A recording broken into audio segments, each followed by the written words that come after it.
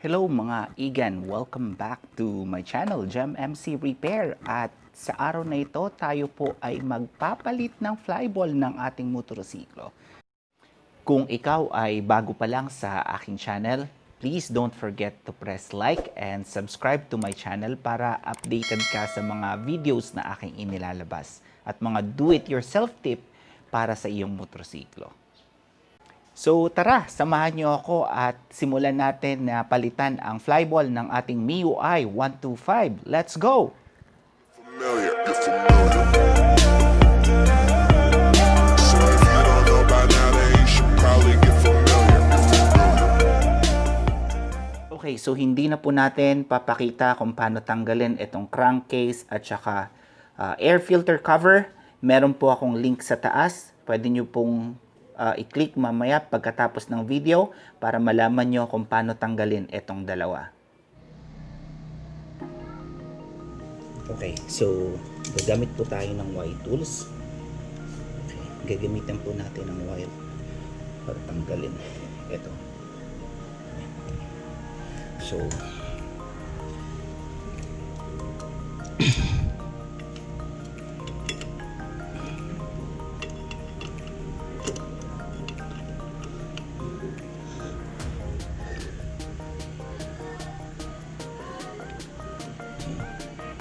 and kailangan po natin ng 17 mm.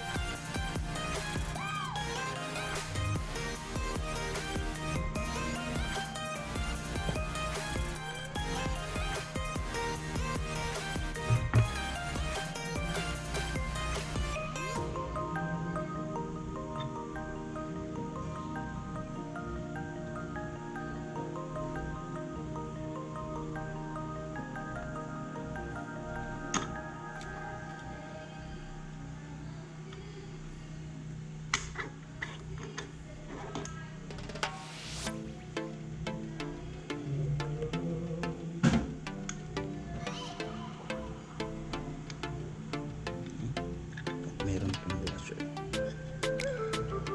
Ito pong washer na nakabit.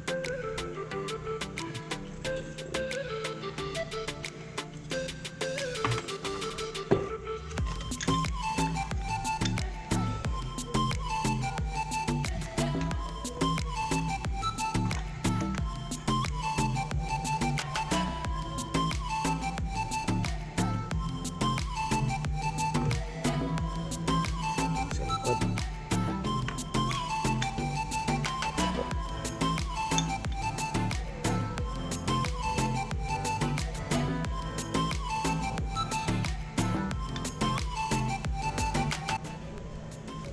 Positive po tayo. Meron ng kanto yung ating mga bola at kailangan na talaga nating palitan. Okay. Lilinisan lang natin ng konti, pati na rin yung loob ng ating panggilid bago nating ikabit yung ating mga bagong palit na bola sa ating motorsiklo. Ayan, kitang-kita. May mga kanto na po sila. So, gagamit po tayo ng JVT Flyball. 12 grams po yung gagamitin natin. Ito po yung stocks na flyball ng ating MIUI 125. Para po sa lahat, hindi po ito sponsor ng JVT. Okay? Sa sarili ko pong bulsa ito.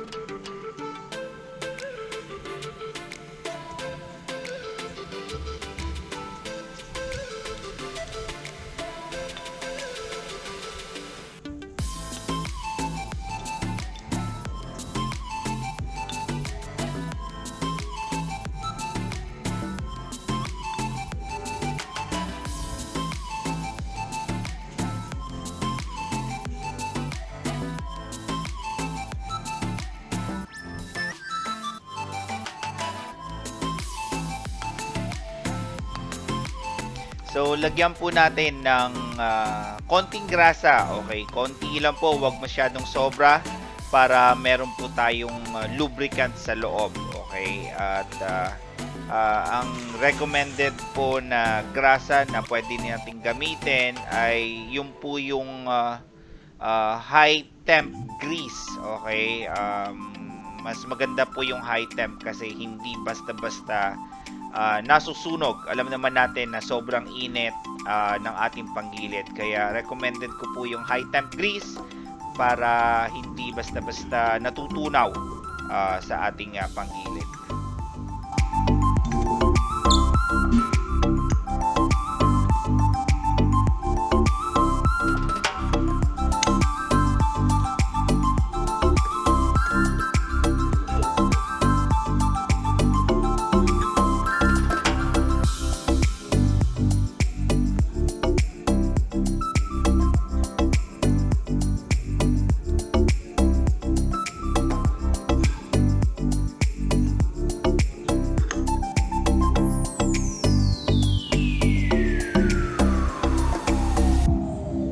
So, kabit na rin po natin ang ating belt. Yung arrow indicator po dapat doon po yung papunta sa kaliwa. Okay, kabit po natin na maayos at mabuti na rin po na i-check nyo muna yung belt nyo bago nyo ikabit. At para maipasok ng maayos ang belt, kailangan nyo po ng luwagan ng konti yung inyong sa may clutch banda at para mailagay na maayos ang inyong belt.